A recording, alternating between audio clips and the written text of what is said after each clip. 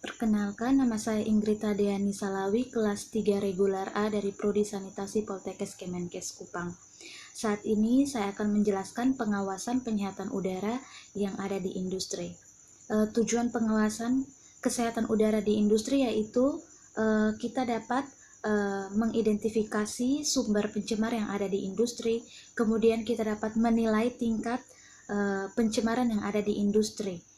Kemudian yang terakhir, kita dapat menemukan solusi dari permasalahan yang terjadi di industri tersebut. Berikut ini saya akan menjelaskan studi kasus, yaitu untuk pengawasan penyihatan udara di industri. Nama industri yaitu Pabrik Kayu Firdaus, alamat industri yaitu Desa Firdaus, Sumatera Utara, jenis industri yaitu pabrik kayu, kemudian jumlah tenaga kerja laki-laki 30 orang dan perempuan 20 orang. Kemudian dalam instrumen tersebut berisi item pemantauan. Item pemantauan yaitu ruang kerja dan sistem ventilasinya tidak berhubungan langsung dengan dapur. Itu instrumennya dia berisi ya. Kemudian untuk ruang kerja dan sistem ventilasi tidak berhubungan langsung dengan area parkir, instrumen tersebut berisi ya. Kemudian terdapat filtrasi atau penyaring udara yang efektif di industri tersebut tidak terdapat sehingga tidak memenuhi syarat. Kemudian begitu juga dengan pemeliharaan unit pendingin udara dan sistem ventilasi, termasuk pembersihan secara reguler yaitu tidak, yaitu sehingga pemeliharaan unit pendingin tersebut tidak memenuhi syarat. Kemudian ada pencegahan adanya halangan atau obstruksi ventilasi, itu juga tidak, sehingga tidak memenuhi syarat. Kemudian ada menempatkan peralatan yang menggunakan bahan pelarut, itu juga tidak memenuhi syarat. Kemudian dilakukan pemantauan kualitas udara di tempat kerja, yaitu juga tidak memenuhi syarat. Kemudian dilakukan pemantauan kualitas udara ambien, yaitu juga tidak memenuhi syarat. Sehingga analisa saya yaitu pihak industri kayu di Desa Firdaus, Sumatera Utara, pengawasan kualitas udaranya itu menyebabkan warga di sekitar industri mengeluh polusi udara, kemudian dari hasil pembakaran kayu sehingga menghasilkan asap yang pekat, sehingga menyebabkan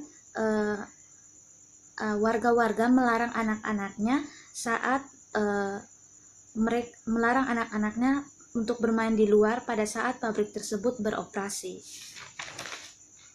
Kemudian gas yang dihasilkan dari hasil industri tersebut.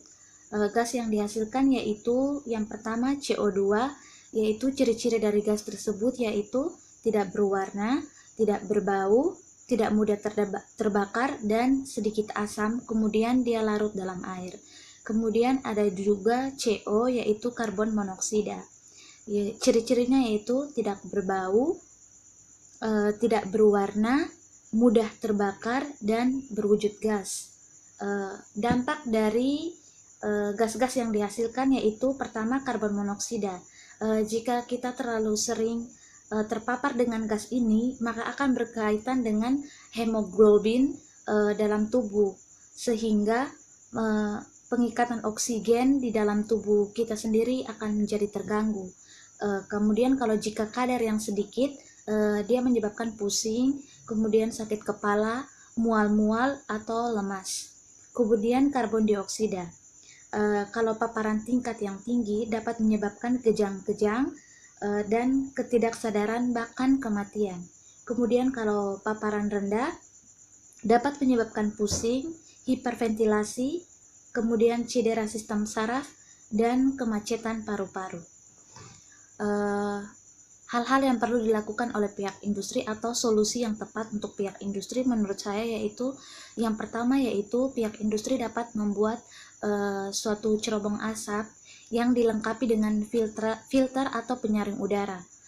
Cara kerjanya yaitu udara kotor akan ditarik oleh dinding tabung, sedangkan udara bersih akan berada di tengah-tengah silinder yang kemudian terhembus keluar, sehingga nanti udara yang keluar dari cerobong asap tersebut merupakan udara bersih sehingga tidak menyebabkan warga atau anak-anak mengalami masalah kesehatan. Yang kedua, untuk sisa dari serbuk kayu, sebaiknya pihak industri mengumpulkan serbuk kayu tersebut agar tidak mengotori dan masuk ke rumah warga.